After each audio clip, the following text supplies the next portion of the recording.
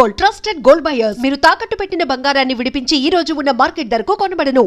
ముఖ్యంగా జీవనన్న గారికి ఆయన వెంట వచ్చినటువంటి ప్రతి పౌరుడికి, ప్రతి అన్నకు, ప్రతి తమ్ముడికి, ప్రతి చెల్లెకి కూడా పేరు పేరున బీఆర్ఎస్ రాష్ట్ర అధ్యక్షుడిగా నేను హృదయపూర్వకమైన స్వాగతం, సుస్వాగతం తెలియజేస్తా ఉన్నాను.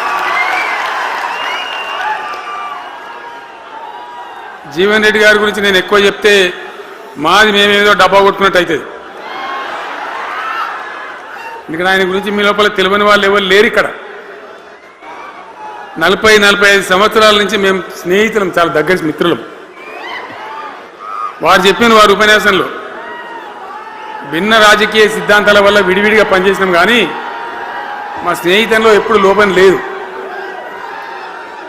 చాలా చాలా బాధలు, మంచి చెడ్డ సుఖాలన్నీ కలిసి పంచుకునే వాళ్ళం, అభిప్రాయాలు కూడా కలిసి పంచుకునే వాళ్ళం. బాబు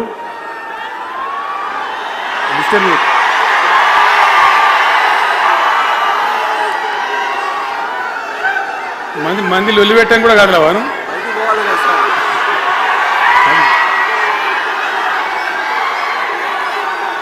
చాలా కలిసి పనిచేసినాం. ఆయనకుండే నిబద్ధత, ధైర్యంగా ప్రజా జీవితంలో పనిచేసిన పద్ధతి ఎంతమందికో చాలామందికి ఆదర్శంగా నిలిచినటువంటి వ్యక్తి. జగిత్యాల్లో ఆయన పుట్టి పెరిగి రాజకీయంగా చాలా పెద్దవాడు అయినాడు మీ అందరి దీవెనతో. కానీ ఒక జగిత్యాల్లోనే కాదు, ఆయనకు పాత కరీంనగర్ జిల్లా వ్యాప్తంగా అట్టనే పొరుగున ఉన్నటువంటి అనేక జిల్లాలలో చాలామంది జీవన్ రెడ్డి గారి అభిమానులు ఉన్నారు. చాలా చాలా మంది. మీరు లొల్లి పెట్టకుండి, మీ ఫోటోలే బయటికి పోతున్నాయి. అది లైవ్ టెలికాస్ట్ ఉంది, దానిలో మీ బొమ్మలు టీవీలో కనబడుతున్నాయి మీ ఇంటికాడ.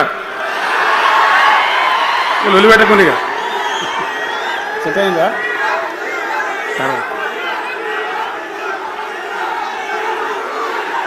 సో అట్లా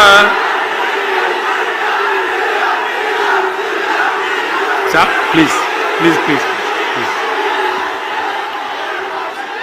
చాలా విషయాలలో ఆయన ఎంతో మందికి ఆదర్శంగా నిలిచినాడు, పనిచేసినాడు. ఈ ప్రాంతం గురించి తన ప్రాణం పెట్టి పనిచేసినాడు. ఆయన మంత్రిగా ఉన్నా, ఇంకో హోదాలో ఉన్నా, ఎమ్మెల్యేగా ఉన్నా, ప్రతిపక్షంలో ఉన్నా తన ఏరియా అభివృద్ధిని ఏనాడు కూడా ఆయన విస్మరించలేదు. లేకపోతే అన్ని పర్యాయాలు మీరు ఎందుకు గెలిపించారు, ఎందుకంత గుండెల్లో పెట్టుకున్నారు? నేను ముఖ్యమంత్రి అయినా వారు ప్రజాప్రతినిధిగా కరీంనగర్లో జరిగినటువంటి సభకు వచ్చింది. అందరూ మాట్లాడిన చాలామంది, తాను మాట్లాడుతూ ఒకటే మాట కోరిండు. అయ్యాక బోర్నపల్లి అనే కాడ గోదావరి మీద ఒక బ్రిడ్జ్ అవసరం మాకు, అది కంపల్సరీ కావాలి అంటే నేను ఇక హోదాలు బిదాలని మర్చిపోయి ఏంది జీవన్న మళ్ళీ చెప్పండి అని చెప్పిండు ఆయన. వెంటనే అక్కడి నుంచి ఆదేశాలు ఇచ్చి 70-80 కోట్ల రూపాయలు మంజూరు చేసి ఆ బ్రిడ్జి అప్పుడు కట్టించినాం. తన యొక్క నియోజకవర్గం పట్ల, తన ఏరియా పట్ల, తన పరిసర ప్రాంతాల ప్రజల పట్ల ఆయన కనపరిచిన ప్రేమ అదంతా కూడా చాలా అద్భుతం. అందుకే ఆయనకు అంత మంచి పేరు కూడా ఉంది. అది నాకంటే మీకందరికి బాగా తెలుసు. ఈ మధ్య వీళ్ళందరూ తయారైంది కదా, ఎవరు అంటే సర్వేలు చేసి ఇస్తారు. జీవన్ రెడ్డి గారు బీఆర్ఎస్లో చేరితే ఎట్లా ఉంటుంది, ఏం కథ అని ఒక 2-3 వచ్చి సర్వేలు చేసింది. మీ నియోజకవర్గం కాదు, మీ నియోజకవర్గంలో ఆడం బాంబే పేలిపోయింది, దానిలో మాటనే లేదు. అసలు జగిత్యాల నియోజకవర్గం గురించి చర్చ లేదు. కానీ వాళ్ళు ఏం చెప్పినా సర్వే వాళ్ళు పక్కనున్న సొప్పదండి కావచ్చు, ధర్మపురి కావచ్చు, మేరిట్ల కొట్టుపల్లి కావచ్చు, ఇంకా చాలా కాన్స్టిట్యున్సీలు కావచ్చు, చాలా ప్రభావం ఉంటుంది జీవన్ రెడ్డి గారిది. ఒక అద్భుతమైనటువంటి దీంతో రాజకీయమైన ఇది వస్తుందని చెప్పి వాళ్ళు సర్వే చేసి చెప్పినారు. అది జీవన్ రెడ్డి గారికి ఉన్నటువంటి విశిష్టత. ఒక నియోజకవర్గానికో 10 మందికో కాకుండా తనకు ఏ హోదా లభించినా, ఏ హోదాలో పనిచేసినా చాలా బ్రహ్మాండంగా ఆయన ఇక్కడ ప్రాంతం కోసం తపన పడ్డాడు. ఒక ఉదాహరణ మీకు కనపడుతుంది. పేరు ప్రతిష్ట లేని వ్యక్తులు గ్రాడ్యుయేట్స్ కాన్స్టిట్యున్సీలో ఎమ్మెల్సీగా నిలబడితే గెలవరు. ఆయన శాసనసభ్యునిగా ఇక్కడ ఓటమి చెందినా ఇమ్మీడియట్గా మళ్ళీ ఎమ్మెల్సీగా పోటీ చేస్తే ఇక్కడ ఉండబడే విజ్ఞులందరూ కూడా బ్రహ్మాండంగా గెలిపించింది. ఎందుకు వాళ్ళు ఎందుకు అంటున్నా? అట్లా కాదు కదా, ఇక్కడ నేను మొత్తుకుంటున్నా, అక్కడ నువ్వు మొత్తుకుంటున్నావు, అర్థమవుతుందా?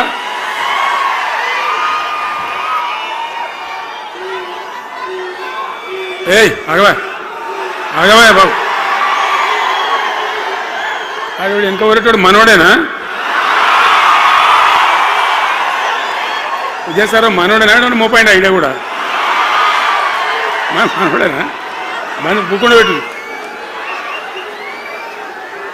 ఇంత దూరం వచ్చి మనం ఇంత సభ పెట్టుకొని 4 విషయాలు ప్రజలకు చెప్పుకోవాలి కదా, మరి ఈ బట్టి అరుపులారిస్తే ఏం లాభం? సో అట్లా జీవన్ రెడ్డి గారు తన రాజకీయ ప్రస్థానాన్ని ఒక సమితి ప్రెసిడెంట్గా ప్రారంభించి ప్రజా సమస్యల మీద పోరాటం చేసి సివిల్ లిబర్టీస్లో కూడా అడ్వకేట్గా నాడు ఎంతోమందికి పౌర హక్కుల సంఘానికి కూడా మద్దతు ఇచ్చి అచ్చమైన నికార్సైనటువంటి ప్రజా కార్యకర్త నిరూపించుకొని అంచెలంచెలుగా ఎదిగి ఇంతకుముందే ఆయన చెప్పినట్టుగా అనేకమైనటువంటి పదవులు ఆయన చూసినాడు. పదవులు ఆయన కొత్త కాదు, బ్రహ్మాండంగా శాసనసభ్యుని గెలవడం, మంత్రి పదవులు అలంకరించడం, అనేక రంగాలలో అనేక రకాలుగా పనిచేయడం అంతా కూడా మీకు తెలుసు. నేను కొత్తగా చెప్పే అవసరం లేదు. నేను ఒక్కటే మాట మీకు మనవి చేస్తా ఉన్నా. జీవన్ రెడ్డి గారు నేను మొన్న కలిసినప్పుడు ఒక మాట అనుకున్నాం. మేము ఎట్లా ముందుకు పనిచేద్దాం ఏంది, మేము ఇద్దరు మూలకోలం అనుకొని ఒక కుటుంబంలో అన్నదమ్ములాగా పనిచేద్దామని చెప్పిన నేను. ఇంత ప్రేమగా అంటే మనం ఒక కుటుంబంలాగా ఈ పార్టీకి బ్రహ్మాండమైన ఒక పిల్లర్స్ లాగా పనిచేసి ముందుకు తీసుకొని పోదామని చెప్పి నేను చెప్పడం జరిగింది. ఈరోజు పార్టీలో వారు చేరిన వెంటనే చాలా బ్రహ్మాండమైనటువంటి మనకు ఒక ఊపు వస్తూ ఉంది. నేను జీవన్ రెడ్డి గారిని కోరుతా ఉన్నా, జగిత్యాల మందం కాదు, జగిత్యాల జిల్లా కాదు, పాత కరీంనగర్ జిల్లా కాదు, మీరు ఆదిలాబాద్ చూడాలి, నిజామాబాద్ చూడాలి, పరిసర జిల్లాలు చూడాలి. పార్టీ ప్రధాన కార్యదర్శిగా ఈ నిమిషం నుంచి నేను అపాయింట్ చేసుకుంటా ఉన్నాను. బ్రహ్మాండంగా ఈ ప్రాంతం అంతా కూడా మీ సేవలు అవసరం ఉన్నాయి పార్టీకి.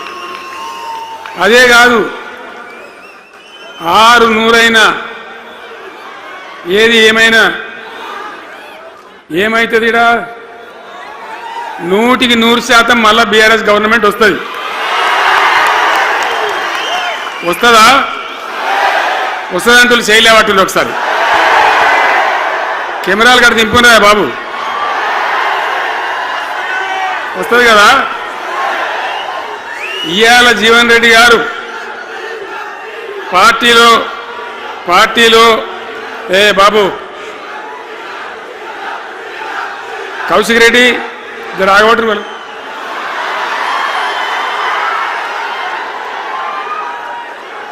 పార్టీలో పనిచేసి పార్టీ కోసం సేవ చేయడమే కాదు, రేపు భవిష్యత్తులో బీఆర్ఎస్ గవర్నమెంట్ ఏర్పడిన తర్వాత కూడా బ్రహ్మాండమైన పదవిలో ఆయన అద్భుతమైన సేవలు మీ జిల్లా మొత్తానికి అందించబోతాడు. తెలంగాణ రాష్ట్రానికే ఆయన సేవలు అందించబోతాడు. ఇది నా మాట, కేసీఆర్ మాట అని నేను జగిత్యాల గడ్డ మీద చెప్తా ఉన్నా. నేను ఎక్కడన్నా మాట ఇచ్చినాడే తప్పలే. కాబట్టి జీవన్ రెడ్డి గారిని మీరు జగిత్యాల మందం మీరు యుద్ధం చేయాలి. యుద్ధం చేసేదానికి ఆయన ముఖాబిలా మనిషే లేడీడా, మీరు సరిపోతారు. ఆయన నాకు అప్పచెప్పాలి బయట పనిచేయడానికి. కరెక్టే కదా? అట్లే చేద్దామా? అట్లే ముందుకోదామా? జగిత్యాల యుద్ధం మీ వంతు, తెలంగాణ యుద్ధం మా వంతు. ఓకే కదా?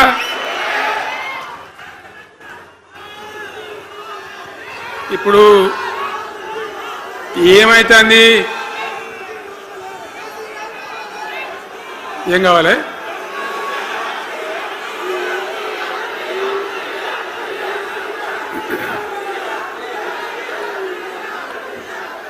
గింతే మనది మనం అనుకొని పోదాము. మరిగా బంద్ చేయండి బాబు, మీరు ముద్దుమంతులకు చెప్పండి వాళ్ళకు. తెలంగాణ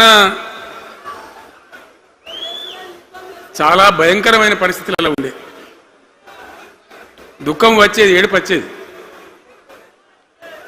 ఎమ్మెల్యేలుగా ఉన్నా ఏం చేయలేని పరిస్థితి.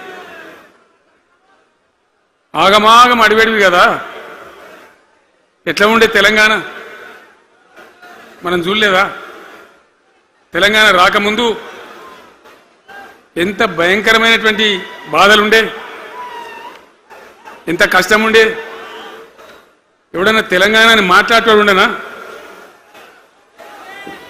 అసెంబ్లీలో అక్కడిక్కడ కాదు, అసెంబ్లీలో కూడా ఒక ఆయన పాపం ప్రణయ్ భాస్కర్ అని వరంగల్ ఎమ్మెల్యే ఉండే, ఏదో విషయంలో ఆయన మాట్లాడబోతే, తెలంగాణని మాట్లాడబోతే తెలంగాణ గిలంగాణ జాంతానే మాట్లాడదా, ఏది అసెంబ్లీలో తెలంగాణ అనద్దు అని నిషేధం.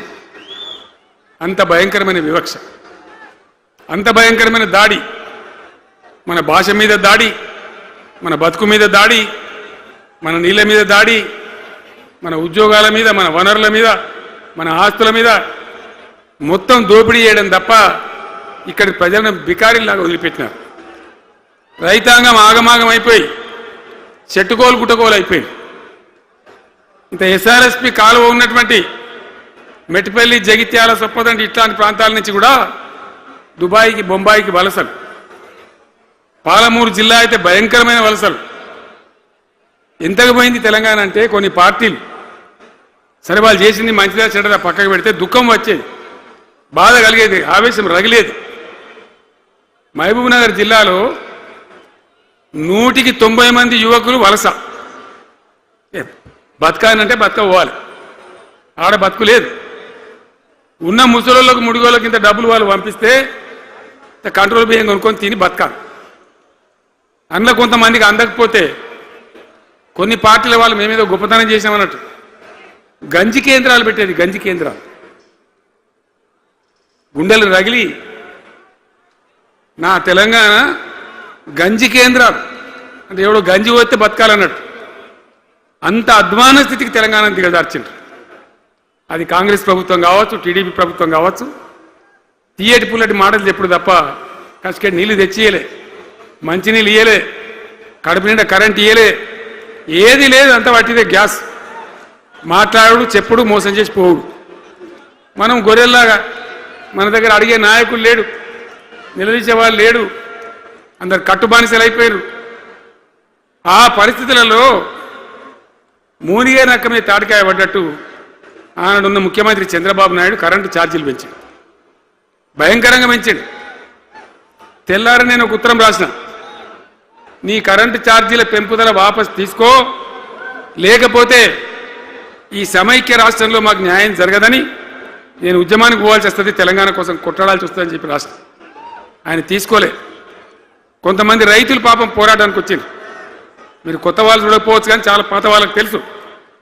పోరాటానికి హైదరాబాద్కి వస్తే నిరసన తెలపడానికి పట్టపగలు 11:30 గంటలకు బషీర్ బాగులో ఇష్టమున్నట్టు విచ్చలవిడి కాల్పులు జరిపి చంపేస్తే 3 రైతులు అక్కడికక్కడనే ప్రాణాలకి చచ్చిపోయారు. ఆ తర్వాత నిర్ణయం తీసుకున్నాం, ఇక లాభం లేదు, ఎదురు తిరిగితే కూడా వీళ్ళు కాల్చి చంపుతున్నారు, జెండా ఎత్తడం ఒకటే తప్ప మార్గం లేదని చెప్పి ఆనాడు నేను తెలంగాణ ఉద్యమానికి శ్రీకారం చుట్టాను. ఎంబడ ఎవడు వచ్చినా సరే రాకున్నా సరే ప్రజలున్నారు, యువకులున్నారు, చూసుకుందాం దేకలేం అని చెప్పి బయలుదేరితే ఎక్కిరిచుడు, ఏ వీడు పక్కపేదవాడు కేసీఆర్ గారు ఎవడో బొడి చేసి చంపేస్తాం అని ఒకడు మాట్లాడు, ఇది మగల పుట్టింది పుబ్బల పోతుంది ఇంకోడు మాట్లాడు, యాడికెళ్ళైతే హైదరాబాద్ తెలంగాణ వీడు దుకాణం పెట్టినది ఇంకోడు అనడు, నానా రకాలుగా అవమానపరిచేటువంటి మాటలు మాట్లాడు. కానీ మొక్కవం ధైర్యంతో, చిత్తశుద్ధితోని బయలుదేరి పోరాటం చేస్తాం. ప్రజలు జమైతా పోయినరు. మీ అందరికి తెలుసు, ఇదే జగిత్యాలకు నేను ఎన్నోసార్లు వచ్చిన, కోరుట్లకు ఎన్నోసార్లు వచ్చిన, చొప్పదండికి ఎన్నోసార్లు వచ్చినా తిరగని ఊరే లేదు, తిరగని మండలాలు లేవు. అట్లా పక్షిలాగా మొత్తం తెలంగాణ తిరిగి విశ్వ ప్రయత్నం చేస్తే ఒక పెద్ద ఉద్యమ కెరటం తయారైన తర్వాత మేము కూడా తయారుపై మేము ఇస్తాం తెలంగాణ అని కాంగ్రెస్ పార్టీ మొదలుపెట్టి సరే మంచి మాటగా ఎవడైతే ఇస్తే ఇచ్చినా ఎవడైతే కావాలి తెలంగాణ ఎవరిచ్చేంది అనే పద్ధతితోని కాంగ్రెస్తో జట్టు కట్టి గెలిచినాం. అమాంతంగా నేను తెలంగాణ లేవట్టుకపోయి ఢిల్లీలో పెట్టాం. రాష్ట్రపతి ప్రసంగంలో వచ్చింది, కామన్ మినిమం ప్రోగ్రాంలో వచ్చింది, ఒక దశకు వచ్చింది. కానీ తర్వాత కాంగ్రెస్ పార్టీ కూడా వెనుకకు పోయి ఎగబెట్టే ప్రయత్నం చేసింది. అప్పుడు రోషియా ఆయన ఒక ఆయన ముఖ్యమంత్రి ఉండే. ఆ రోషియా 14F అని ఒకటి తీసుకొని వచ్చాడు. హైదరాబాద్ సిటీలో మనోళ్ళకి ఇక పోలీసు ఉద్యోగం, సెప్రాస్ ఉద్యోగం కూడా దొరకదు. అప్పుడు నాకు తిక్కరేగిందిగా. నేను బతికుండగానే ఉద్యమం నాటిపోయిన నాయకుని నేను బతికుండగానే ఇక వీళ్ళు ఇట్లా F-15, E-15, R-15 తెస్తే ఇంకేం మిగులుతుంది, సావోరేవో తేల్చుకోవాలని చెప్పి ఆ రోజు నేను శపథం కట్టిన. ఉద్యోగ గర్జన చేసి సిద్దిపేటలో కేసీఆర్ సచ్చుడో తెలంగాణ వచ్చుడో, ఈ తల్లి ఆందకనే మంచిగా దేకలేంగని చెప్పి ఆ శపథం చేసి ఆనాడు ఆమరణ నిరాహార దీక్షకు బయలుదేరితే మొత్తం తెలంగాణ అల్లకల్లోలమైంది. మీరు కూడా ఎక్కడో అక్కడ వందల వేల గ్రామాలలో టెంట్లు, లులులు, పార్లమెంట్లో అల్లకల్లోలం, ప్రజలంతా గందరగోళం చేస్తే అప్పుడు ఒక ప్రకటన ఇచ్చింది. చిదంబరం అంటే ఆయన వచ్చి హోంమంత్రి, తెలంగాణ ఏర్పాటు చేస్తామని నువ్వు దీక్ష బంద్ చేయి. నమ్ముతాం కదా, కేంద్ర హోంమంత్రి చెప్పినాక మనం నమ్మాలి కదా. దీక్ష బంద్ చేసినాం. తెల్లారి ఆంధ్రోలు మొత్తం రాజీనామాలు డ్రామా. 3వ రోజుకి మళ్ళీ వెనక్కి వెళ్ళిపోయింది. మళ్ళీ అప్పుడు జేఏసీ తయారు చేసి అన్ని పార్టీలను పెట్టి నానా తంటాలు పడి మళ్ళీ ఒక 3.5 ఏళ్ళు భయంకరంగా కొట్లాడితే మీరందరూ ఎక్కడి వాళ్ళు అక్కడ ఆశీర్వచనం ఇస్తే మీ ప్రేరణతోని, మీ స్ఫూర్తితోని చివరికి తెలంగాణ రాష్ట్రం వచ్చింది కదా. వచ్చిన తర్వాత మీరేం చేసినారు, దీని మంచో చెడనో చూసే బాధ్యత నీకే అని చెప్పి నాకు అప్పచెప్పి పని మొదలు పెట్టాలి. ఎట్లా కొత్త కుండలో ఈగలు వచ్చినట్టు. దీని ఆర్థికం తెలియదు, కథ తెలియదు, చాలా చాలా కష్టమైనటువంటి క్లిష్టమైన పరిస్థితి. అంత అలకటి పని కాదు. ఏం చేయాలా, ఎక్కడికక్కడ పెద్ద భయంకరమైనటువంటి బాధ, చాలా ఇబ్బంది. ఇదే జిల్లాల చాటిపల్లి ఉంటుంది, చొప్పదండి మండలంలో జిఆర్ రెడ్డి గారు అని చెప్పి పెద్ద ఆర్థిక శాస్త్రవేత్త. ఆయన బీహార్లో పనిచేస్తూ ఉండే. నేనే స్వయంగా జిఆర్ రెడ్డి గారికి ఫోన్ చేసి, అన్న మన సొంత రాష్ట్రం వచ్చింది, మనం బాగు చేసుకోవాలి, మీరు రావాలి అని పిలిపించుకొని అట్లాంటి వాళ్ళందరినీ సమూహపరచుకొని ఒక ఎజెండా వేసుకొని బయలుదేరి. అంతకుముందు సమైక్య రాష్ట్రంలో మొత్తం తెలంగాణ చెరువులు నాశనం చేసింది. కాకతీయ రాజులు తవ్వించిన చెరువులు ఉండే మనకు బ్రహ్మాండంగా ఒక 75-80 వేల చెరువులు ఉండే. ఆంధ్ర పాలకుల సమైక్య పాలనలో మొత్తం నాశనం పట్టేసిండ్రు, కబ్జాలు పెట్టిండ్రు, నాశనం పట్టిండ్రు. చివరికి 40-44 వేల చెరువులు ఉండే. ఎక్కడ మొదలు పెట్టాలి, ఎవరి పేరు పెడితే బరకత్ అవుతుంది అని ఆలోచించి ఏ కాకతీయ రాజులైతే మనకు అన్నం పెట్టినరో వాళ్ళ పేరుతో ఇది బాగా చేయాలని చెప్పి మన మొట్టమొదటి కార్యక్రమం మిషన్ కాకతీయ. ఎందుకు మిషన్ కాకతీయ? ఆ చెరువులో దరిద్రం వదిలిస్తే, వాటిని బందోబస్తు చేస్తే, వాటిలో నీటి నిల్వ సామర్థ్యం పెరిగితే గ్రౌండ్ వాటర్ పెరుగుతుంది, బోర్లు బాగా నీళ్ళు వస్తాయి. కాబట్టి అక్కడి నుంచి ప్రారంభించి చేసినాం. అది కూడా తెలంగాణ ప్రజలు, రైతులు ఒక ఉద్యమంలాగానే చేశారు. మట్టి తీసుకొని పోండి, సారవంతంగా ఉంటుంది, మీ పొలాలలో పోసుకోమంటే లక్షల ట్రాక్టర్ల మట్టి తీసుకొని పోయింది తెలంగాణ రైతాంగం. అన్ని గ్రామాలలో ఒక విప్లవం లాగా ఆ మట్టి తీసుకొని పోయి వాళ్ళ భూములలో పోసుకొని కూడా బ్రహ్మాండంగా చేశారు. అక్కడి నుంచి మొదలుపెట్టినటువంటి ప్రస్థానం 10 ఏళ్లలో ఎన్ని చేసినామో మీరు చూసారు. బట్టి మాటలు మాట్లాడు, గప్కాలు కొట్టుడు కాకుండా నేను ఒక్కటే మాట మిమ్మల్ని అడుగుతున్నా, మీరందరూ కూడా చూసారు. శాసనసభలో నిలబడి ఈ రాష్ట్ర చరిత్రలో ఎవడన్నా ఒక ముఖ్యమంత్రి ఈ 5 ఏళ్లలో మిషన్ భగీరథ కంప్లీట్ చేసి ప్రతి ఇంటికి నల్లా పెట్టి మంచినీళ్ళు ఇవ్వకపోతే మల్ల తేపకు నేను నిలవడం, ఓట్లు అడగం అని చెప్పిన ముఖ్యమంత్రి ఎవరన్నా చూసినామా? నేను చెప్పిన మాట అసెంబ్లీలో నిలబడి చెప్పి ఆ 5 ఏళ్లలో మిషన్ భగీరథ నీళ్లు తెచ్చి 100% కులం మతం సంబంధం లేకుండా తండాలు, మారుమూల పల్లెలకు కూడా ప్రతి గ్రామానికి ట్యాప్ పెట్టి, ప్రతి ఇంట్లో ట్యాప్ పెట్టి మంచి స్వచ్ఛమైనటువంటి నీళ్ళు తెచ్చిచ్చింది. 5 ఏళ్ళు నడిచింది, నడవలే. మిషన్ భగీరథ నీళ్ళు పుష్కలంగా రాలే, ఏమన్నా రాలేదా? వచ్చినాయా? మరి ఇప్పుడు ఏం రోగం పుట్టింది నాకు అర్థం కాదు. ఇప్పుడు ఎందుకు గుంటుతుంది అది? ఎందుకు నీళ్ళెత్తలేవు? వస్తున్నాయా ఇప్పుడు? మరి ఏం చేయాలా? లాగులు వలిగేదాకా చంపాలి. మంచి మాట కాకపోతే ఏం చేస్తారు? మంచిగా కట్టిన ఇల్లు పెట్టిపోయి కదా, 5 ఏళ్ళు నడిచింది కదా, మరి మీకేం బీమారీ వచ్చింది నాకు అర్థం కాదు. ఇంతింత పొడుగు మాటలు మాట్లాడుతుందా? అడ్డం పొడుగు మాట్లాడుతుందా? పొద్దున్న లేతే కేసీఆర్ చావాలి, నువ్వు 1000 జన్మలు ఇచ్చినా నేను చావనా కొడుకు అనుకుంటున్నావు.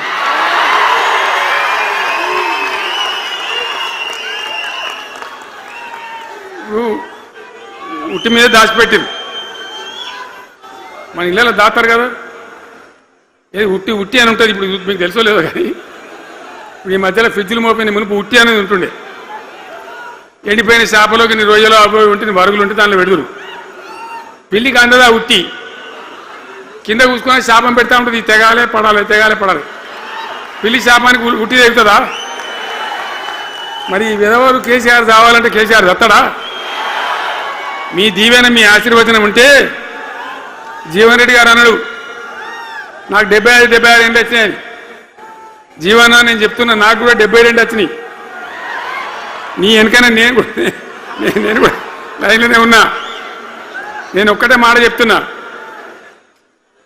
ఇక మా దేశభక్తి శ్రీనివాసేమో నాకు ఇంత పెద్ద కట్ట రాసి ఇచ్చాడు, నువ్వు మాట్లాడాలి ఇవన్నీ.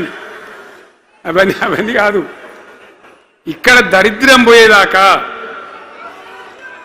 ఇక్కడ టాప్ టు బాటం అన్ని వర్గాల ప్రజలు ఇది మా తెలంగాణ, మేము గర్వంగా బతుకుతాం, సంతోషంగా బతుకుతాం, అన్ని వర్గాల ప్రజలు తలెత్తుకొని వచ్చేదాకా మనం సేవ చేయాల్సిందే, చివరి శ్వాస దాకా కూడా చేయాల్సిందే, తప్పనే తప్పదు. బ్రహ్మాండంగా ముందుకు తీసుకొని పోవాలి. మీరు కూడా నాకు 75 వచ్చిందే కాదు, ఇవాళ మీరు 50-25 ఏళ్ళు తగ్గిపోయింది మీ వయసు. అంత యువకునిలాగా అంత ఉత్సాహంగా ముందుకు దూసుకొని పోదాం. తెలంగాణ ఎట్లా మంచి దాని సంగతి చూద్దాం. ఇప్పుడు అన్నీ ఒక పొదరిల్లాగా చేసినాం. కరెంటు చక్కగా ఉండేనా కేసీఆర్ రాకముందు? కరెంటు ఉండేనా? కేసీఆర్ ఉన్న రోజులు మంచిగా ఉండేనా? మరి మళ్ళీ ఇప్పుడు ఏం రోగం వచ్చే, ఏం బీమారి వచ్చే? కరెంటు కాకెత్తుకొని పోయిందా? ఆనాడు 7000 మెగావాట్లుంటే ఒక ఏడాది లోపల మంచిగా చేసి 24 గంటల కరెంట్ ఇచ్చినాం, ఒక క్షణం కూడా పోకుండా. ఎప్పుడైనా రిపేర్ అవుతుంది తప్ప, టెక్నికల్ ప్రాబ్లం అవుతుంది తప్ప పోకపోతుండే. అంత మంచి పవర్ సప్లై చేసినాం. దాని తర్వాత యాదాద్రి, భద్రాద్రి ఇంకా చాలా కొత్త సబ్స్టేషన్లు నిర్మాణం చేసినాం, జనరేటింగ్ స్టేషన్లు పెట్టినాం, 20,000 మెగావాట్లు తీసుకొని పోయినాం. ఏది దరిద్రులకు రాజ్యం అప్పయ్యే ముందు 20,000 మెగావాట్లు తీసుకొని పోయినాం. మరి ఏం రోగం వచ్చింది? ఏం బీమారి వచ్చింది? ఎందుకు ఇబ్బంది పెడుతున్నారు? అనేక చోట్ల రైతుల పొలాలు ఎండుతున్నాయి, పేపర్లలో ఫోటోలు వస్తున్నాయి, టీవీలలో వస్తున్నాయి, జనం ఏడుస్తున్నారు. ఎందుకు ఈ బాధ కలుగుతూ ఉంది? ఇది ఆషామాషి వ్యవహారం కాదు, ఇది జీవనమరణ సమస్య, మన బతుకు తెరుగు సమస్య. ఓట్లు వేసేటప్పుడు నేను సిల్కలకు చెప్పినట్టు చెప్పిన, ఉల్టా పల్టా ఎటుపడితే అటు వేయకుండా దెబ్బతింటారని చెప్పిన. నా మాట ఇన్నోడు ఇనలే. ఇప్పుడు ఏమైంది? ఏం జరుగుతుంది?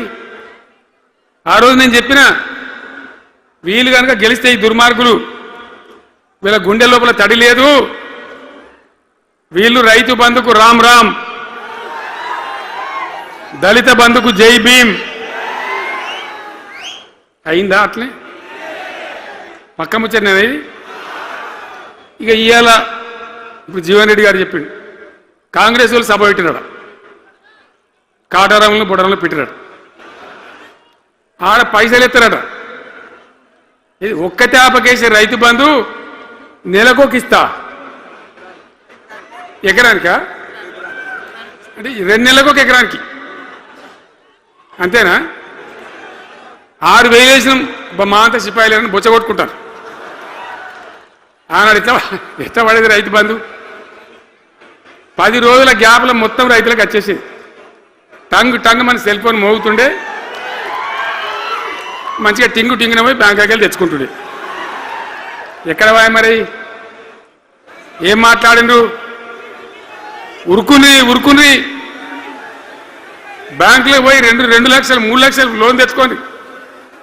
తెల్లారే ఆనాడే సంతకం పెడతాం, లోన్లన్నీ మాఫీ అయినాయా? ఇట్లా అడ్డగోలు నోటికొచ్చిన మాటలు చెప్పి ఇష్టం వచ్చిన కథలు చెప్పి అర్రాసు పాడవన్నట. కేసీఆర్ 10,000 ఇస్తాడా, మేము 15 ఇస్తాం. పింఛన్లు 2,000 ఇస్తాడా, మేము 4,000 ఇస్తాం. వికలాంగులకు 4,000 ఇస్తాడా, మేము 6,000 ఇస్తాం అనే వరకల్లా మన వాళ్ళు మోసపోయి. నేను చెప్పిన ఇది మోసంరా నాయన, గోసపడతాము, ఇది అయ్యేది కాదు, ఆర్థిక పరిస్థితి లేదు అని నేను చెప్పిన ఆ రోజే మీటింగ్లలో చెప్పిన. కానీ కొద్దిమంది ఆశపడితే ఏమైంది? 1.7%తో బీఆర్ఎస్ ఓడిపోయింది. మనం కూడా 39-40 ఎమ్మెల్యేలు గెలిచినాం. ఇంకో 10 మంది కొద్ది తేడాతోనే ఓడిపోయింది. అయితే 1.7% తేడాతోనే బీఆర్ఎస్ ఓటమి పాలైంది. సరే, మంచి మాట. మరి వచ్చిన ప్రభుత్వం పనిచేయాలి కదా, వాళ్ళకు కూడా అవకాశం ఇవ్వాలి కదా. సరే, మన నాన్న వాడవిడ కొంత దుంకులాడినా నేను మాట్లాడలే, నీ బయటికి రాలే, తక్కువ 1-2 సార్లు తప్ప రాలే. వాళ్ళకు కూడా ఛాన్స్ ఇవ్వాలి, అవకాశం ఇవ్వాలి. మనం ఎక్కసంతో ఉండొద్దు, చేయని ఏం పరిపాలన చేస్తారో చేయని, మంచిదే కదా అని చెప్పి అనుకున్నాం. మరి ఏమైతుంది? ఎక్కడ చూసినా చిల్లర మాటలు తప్ప ఒక్కటంటే ఒక్కటన్నా నిర్మాణాత్మకమైన కార్యక్రమం ఉందా? ఒక్కటన్నా ఏదైనా గొప్ప స్కీమ్ మొదలుపెట్టిందా? ఒక పొదరిల్లులాగా వడ్డించిన విస్తరలాగా తెలంగాణ మీకు అప్పచెప్పింది. ఎన్నిటల నంబర్ 1 తెలంగాణ. మంచినీళ్ళ సప్లైల నంబర్ 1, కరెంట్ సప్లైల నంబర్ 1, పర్ క్యాపిటల్ తలసరి ఆదాయంలో నంబర్ 1, రాష్ట్ర స్థూల ఉత్పత్తి జిఎస్డిపిల నంబర్ 1. ఎన్నిట్లలో కేంద్ర అవార్డు రావాలి. అంత బాగా చేసిన తెలంగాణ 2.5 ఏళ్లలో ఇలా ఎవ్వని మాట్లాడించిన రైతులను మాట్లాడితే గొడవ వైడుతున్నారు. నాశనం అయిపోయిందన్న, చెడగొట్టుకున్నాం, మా చెప్పుతున్నాం మేమే కొట్టుకుంటాం ఉంటున్నారు వాళ్ళు. కొంతమంది బాధపడి ఎందుకు? ఎంత మంచిగా కడుపులో చల్లగదల కూడా రైతులకు ఎట్లుండే, ఎంత బాగుండే. కరెంటుకు బాధ ఉండేనా, నీళ్ళకు బాధ ఉండేనా? యూరియా బస్తాలు ఇయ్యే శాతం అయితే లేదా ఈ ప్రభుత్వానికి? యూరియా బస్తాలు కావాలి రాబోయంటే యాప్ పెట్టినా ఉంటాడు. దుకాణంలో లేకపోతే యాప్లకి వెళ్తాయా? ఈ దమ్ముంటే తెచ్చి దుకాణంలో పెట్టాలి, కానీ ఆ యాప్లు పట్టుకొని తిరిగితే కాళ్ళకు వాపులు వస్తాయి. బస్తాలు మాత్రం దొరుకుతలేవు. నిజమేనా నేను చెప్పేది? యాడ చూసిన ఎరువు బస్తాలు కూడా శాతం కాదు ఆఖరికి. అంతకుముందు కాంగ్రెస్ గవర్నమెంట్ ఉన్నప్పుడు అట్లే ఉండే, పోలీస్ స్టేషన్లో పెట్టి అమ్మిండ్రు యూరియా బస్తాలు. ఇవాళ మళ్ళా చెప్పుల లైన్లు, కాళ్ళకు వాపులు రావాలి. ఆటో రిక్షానికి చెప్తే 10 బస్తాలు వేసిపోరాబోయంటే పొలం కాడ వచ్చి ఎత్తుండే. ఇలా యూరియా కోసం ఇంత బాధన. ఇది ఎంత అసమర్థమైన ప్రభుత్వం, ఎంతగాని శాతగాని ప్రభుత్వం. అన్నిటికీ బాధనే కదా. బంగారం లాగున్న రైతులు ఎంత ఆనందంగా ఉండే. వానాకాలం పంటలు పండితే తడిసిన ధాన్యం కాడికెళ్ళి కొని మొత్తం బ్రహ్మాండంగా రైతులకు డబ్బులు బ్యాంకులు వేసేది, మధ్య దళారు లేకుండా. మా గంగుల కమలాకర్ వేసేది, చేయి మీద కూర్చున్నాడు సివిల్ సప్లైస్ మినిస్టర్గా, కొట్లాడి తీసుకుపోయి వేసేది. రైతులకు ముందుగా పోవాలి, వాళ్ళు పోయి మళ్ళీ సెకండ్కి పని చేసుకోవాలి. ధాన్యం అమ్మిన డబ్బులు వచ్చేది, ఇటు రైతు బంధు పైసలు వచ్చేది. రైతులు మోతాదు లేకుండ్రి, మంచిగా పని చేసుకున్నారు. ఇప్పుడు ఏమైంది? ఎరువు అనే యాపు, రైతు బంధు కోసం మొగులు చూడాలా, అది నెలకో ఎకరానికి వస్తుంది. ఇప్పుడు జగిత్యాల కేసీఆర్ సభ అంటే మళ్ళీ ఇలా పైసలు విడుదలన్నట్టు. రైతు బంధు రావాలంటే మళ్ళీ సభ పెట్టను అయింది. మూడో కిస్తు రావాలంటే మళ్ళీ ఏమన్నా కేసీఆర్ సభ పెట్టాలి ఇక, అంతేనా? ఇది ప్రభుత్వమా? ఒక 75,000 కోట్లు ఇచ్చినాం మనం రైతులకు, 75,000 కోట్లు. పల్లరాజశేఖర రెడ్డి గారు ఉన్నాడు ఎక్కడున్నాడు, అయినప్పుడు రైతు బంధు అధ్యక్షుని ఉండే రాష్ట్రానికి ఎమ్మెల్యేగా లేకుండే ఈయననే నిలబడేపించిండు. 73,000 కోట్ల పైచీలకు డబ్బులు అనాయాసంగా సునాయాసంగా రైతు ఖాతాలకు పంపించింది. ఇప్పుడు ఏం రోగం వచ్చింది, ఏం బీమారి వచ్చింది? అచ్చా, ఇంకో మాట మీరు నాకు చెప్పాలి. ఈ కాంగ్రెస్ సిపాయిలు ఏం మాట్లాడదు ఎలక్షన్లో? కేసీఆర్ అంటాడు చక్కగా చేస్తలేడా? మేము చాలా సిపాయిలము, చాలా అనుభవం ఉన్న పార్టీ మాది, బ్రహ్మాండంగా చేస్తాం, మీకు 6 చందమామలు 7 సూర్యులు పెడతామన్నారు అన్నారు కదా, ఆయన నరికినారు కదా. ఇలా రాష్ట్ర ఆర్థిక ఆదాయం ఎందుకు దిగజారిపోయింది? దయచేసి ఆలోచన చేయండి. కేసీఆర్ ఉన్నప్పుడు రియల్ ఎస్టేట్ ఎట్లా ఉండే, రైతుల భూముల ధరలు ఎట్లుండే, హైవే పక్కకుంటే 2 కోట్లు 3 కోట్లు, డాంబర్ రోడ్ పక్కకుంటే ₹1 కోటి ధీమా ఉండే రైతులకు. ఇంట్లో అమ్మాయిందిరా పెళ్లి చేయాలంటే పావడంత అమ్మి చేత పోవా, వాళ్ళ దగ్గర అమ్మి చేత బిల్డింగ్ కట్టుకుంటా. ఈరోజు అమ్మేటోడు ఉన్నాడు కానీ కొనేటోడు లేడు. నిజమేనా ఈ మాట? నిజమా కాదా? ఏమైంది మరి? ఏం రోగం వచ్చింది? రాష్ట్రంలో ఏ వాళ్ళని మాట్లాడించినా, ఎవరిని అడిగినా ఇదే బాధ. ఈ విధంగా రైతుల భూముల ధరలు పడిపోయినాయి, రాష్ట్ర ఆర్థిక పరిస్థితి పడిపోయింది, మంచినీళ్ళకు గోసపడాలి, రైతాంగం అన్నిటికీ గోసపడాలి. ఇవాళ మక్కలండి, మక్కలు వచ్చినాయి, పెడితే కొంటమని చెప్పారు, కొనకపోతే కొనమని చెప్పారు. ఈ శాతకాని దొంగతనం ఎందుకు? లోపల అధికారులకేమో కొనకూడదని చెప్తున్నారు, మీది కొంటమని చెప్తున్నారు. మక్కలు కొనే ధీమా ఉందా? ఇవాళ కొంటుండ్రా? వడ్లు కొంటుండ్రా? కొనకపోగా మళ్ళీ ఇంకా బోనస్ ఇస్తామని ఒక బోగస్ మాట. ఎవరికైనా నచ్చిన బోనస్ వస్తుందా? వాటిదే బోనస్, అంత బోగస్. ఈ విధంగా పంట వేసిన కాడి నుంచి పంట కొనుగోలు దాకా బీఆర్ఎస్ ప్రభుత్వం అన్న నిలబడ్డది, రైతులకు తోడుగా నిలబడ్డది, రైతులను ఆదుకున్నది. ధాన్యం తడిసిపోతే కూడా కొన్నది. కానీ ఇలా రైతాంగం అంతా ఆగమాగం. రైతు బంధు ఎప్పుడవుతుందో తెలియదు, ధాన్యం కొనరో తెలియదు, కొంటే పైసలు తొందరగా వస్తాయో రావో తెలియదు. చాలా సతమతమవుతున్నారు. రైతులను మాట్లాడితే చాలా తప్పు చేసుకున్నాం సార్, పొరపాటు అయిపోయింది అని బాధపడుతున్నారు. చేనేత కార్మికులు మంచిగుండ్రి, మళ్ళీ వాళ్ళ ఆత్మహత్యలు స్టార్ట్ అవుతున్నాయి. వాళ్ళకి ఇచ్చే ఆర్డర్లన్నీ బంద్ చేసిండ్రు, ఇంకెవరికి ఇస్తారట కమిషన్ల కోసం, అది వాళ్ళని అవస్థ పెడతా ఉన్నారు.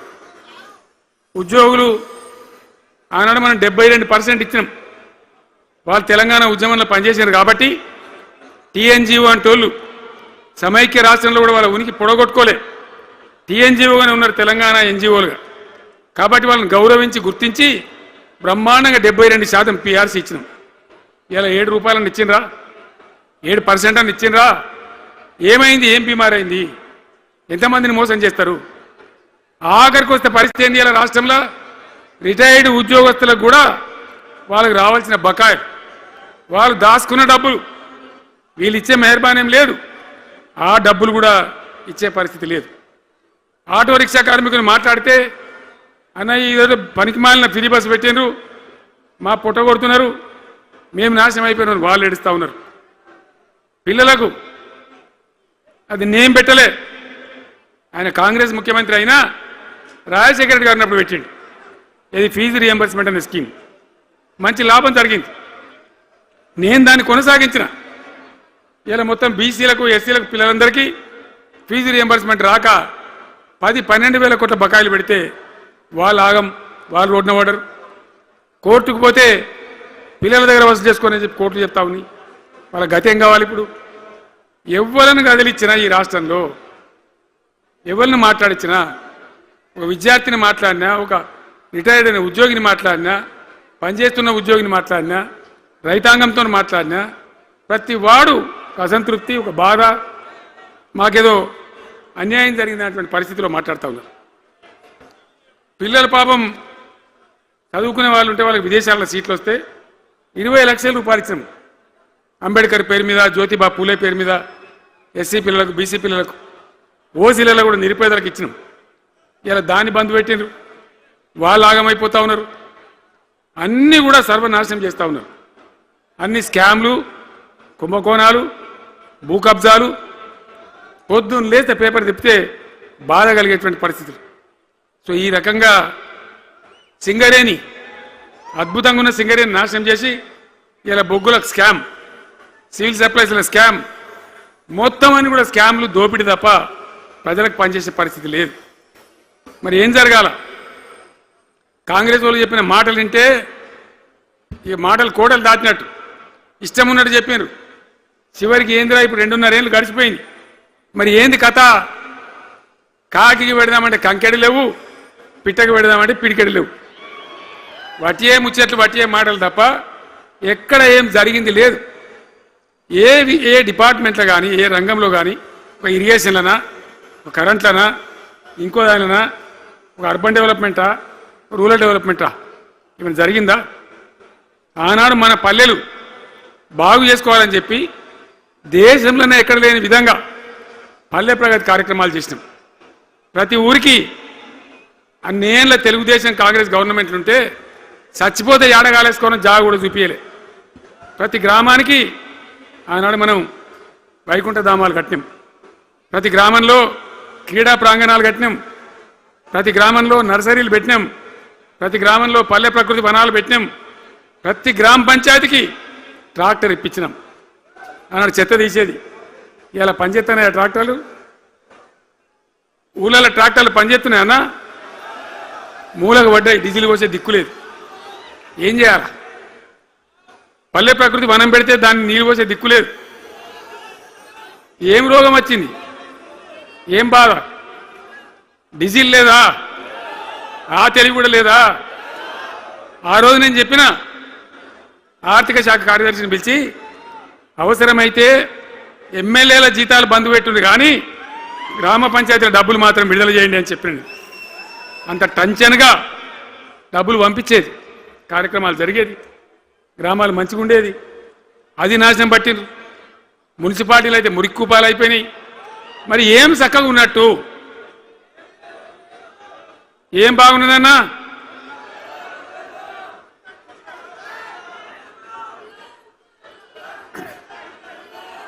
అందుకే జీవన్ రెడ్డి గారు లాంటి సీనియర్ నాయకుడు, అనుభవం ఉన్న వ్యక్తి నోటికెళ్ళి ఏం మాట వచ్చింది? కాంగ్రెస్ పోవాలి, బీఆర్ఎస్ రావాలి. ఎందుకు వస్తుంది ఆ మాట? వాటికనే వస్తుందా? బాధ్యత లేకుండా వస్తుందా? ఏది చూసినా కూడా చక్కదనం లేకపోతే, పొద్దున్న లేతే దోపిడి తప్ప ఇంకోటి లేకపోతే ఎందుకు ఈ పరిస్థితి వస్తుంది? రాష్ట్ర ఆర్థిక పరిస్థితి నాశనం, ఉద్యోగస్తులు ఆగం, రిటైర్డ్ ఉద్యోగస్తులు ఆగం, విద్యార్థుల జీవితాలు ఆగం, ఆటో కార్మికుల జీవితాలు ఆగం. ఎవరు చక్కగా ఉన్నాడు? సంతృప్తి ఎవరున్నారు? ఏం జరుగుతూ ఉంది? ఇది ఈ రాష్ట్రంలో ఉన్న పరిస్థితి. ఇక నేను చెప్పానంటే తెల్లారిదాకా చెప్పచ్చు. నేను ఒకటే మీద మనవి చేస్తా ఉన్నా, ఖచ్చితంగా మళ్ళా ఎట్టి పరిస్థితులలో ఎవరు ఏమన్నా సరే ఖచ్చితంగా రావాలి. ఇంకా ఈ అందానికి ఒకటి బోడముండ హైడ్రాని తెచ్చిపెట్టింది.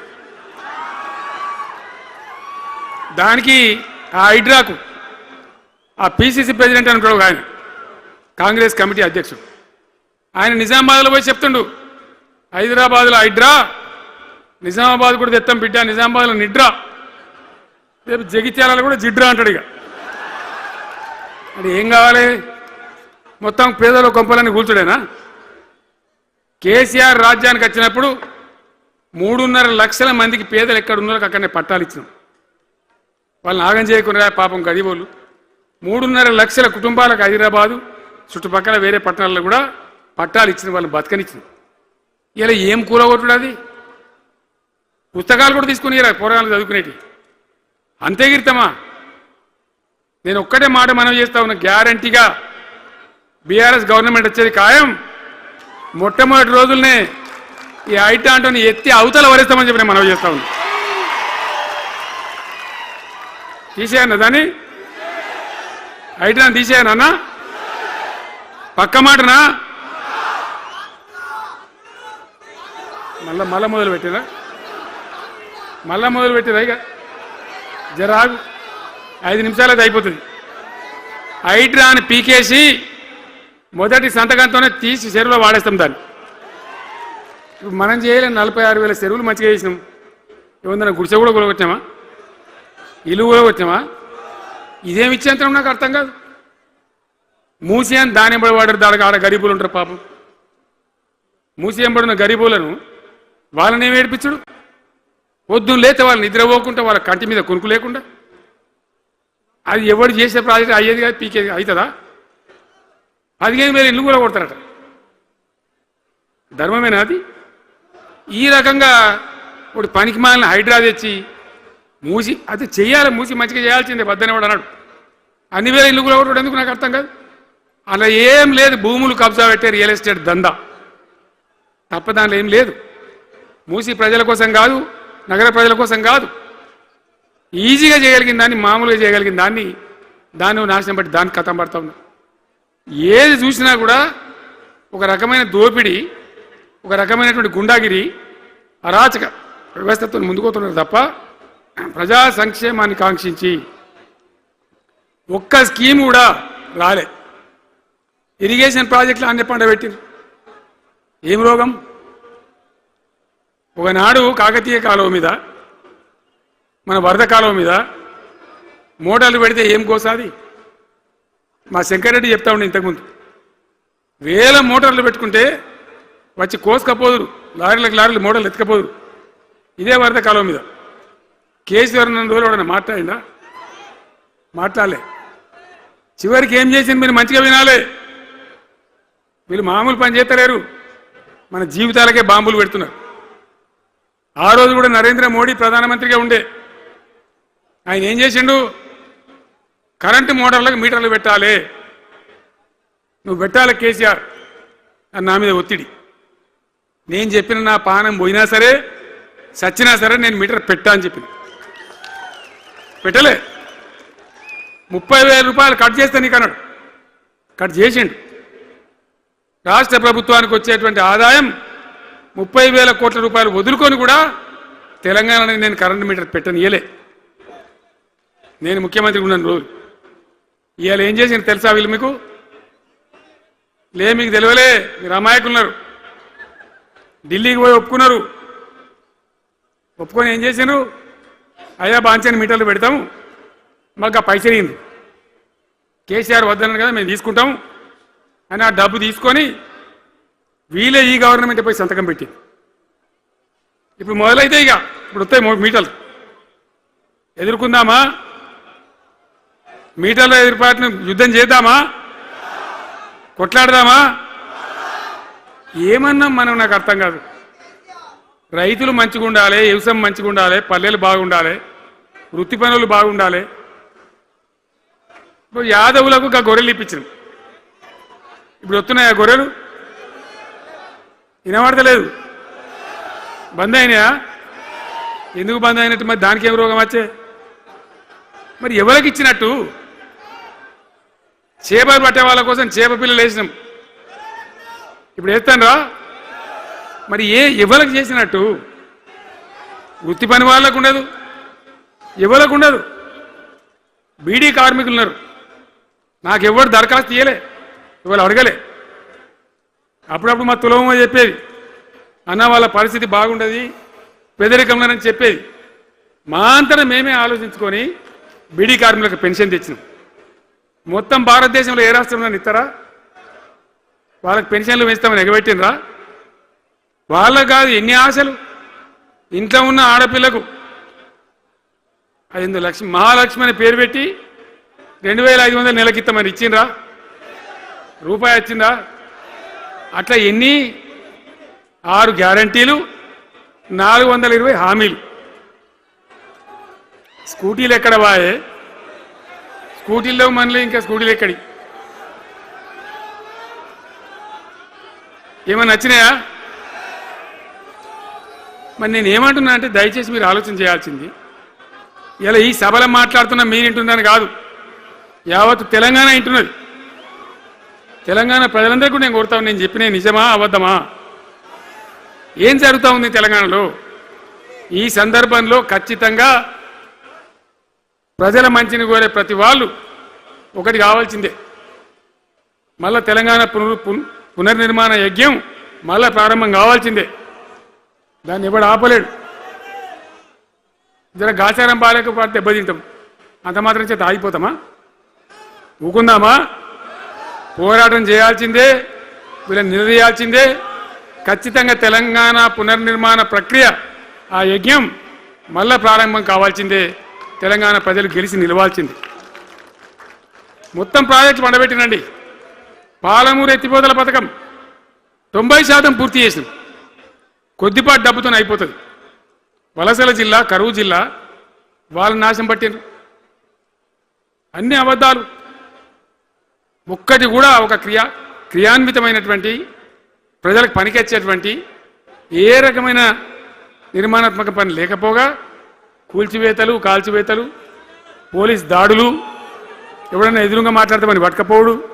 ఇది రాజకీయమా? ఈ రకమైన కథన. దయచేసి మీ అందరితోని నేను కోరేది ఒకటే. చాలా సంతోషం, నేను జగిత్యాలకు వచ్చిన సందర్భంలో జీవన్ రెడ్డి గారు వెంట మీరు తండోపతండాలుగా తరలి వచ్చారు. సభలో ఉన్నదానికంటే బయట చాలా ఎక్కువ మంది ఉన్నారు. మేము రాగా చూసినాం, తోవలో చాలా చీరి చేస్తూ ఉన్నారు. మీరు వచ్చిండ్రు. మీ అందరికీ మళ్ళొక్కసారి నేను స్వాగతం చెప్తా ఉన్నా. జీవనన్నతో పాటు బ్రహ్మాండంగా పనిచేద్దాం, ముందుకు పోదాం. ఈ జగిత్యాల జైత్ర యాత్రనే మళ్ళీ మన రాజకీయ శక్తుల పునరేకీకరణ చేసుకుంటూ మనం విజయం సాధించే వైపుగా పోవాలి. తప్పక విజయం సాధించాలి.